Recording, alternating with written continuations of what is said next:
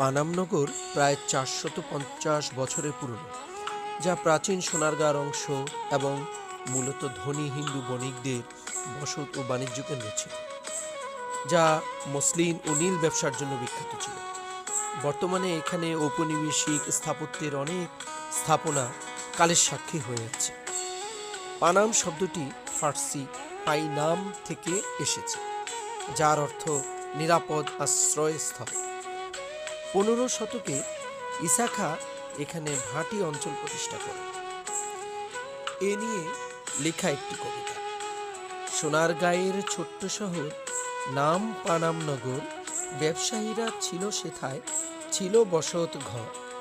হিন্দু ধনী বণিকেরা গড়েছিল ভিটা, কালের সাক্ষী হয়ে রইল পানামনগর এটা। কবিতা শোনো, কবিতা শুনি মনের আনন্দ।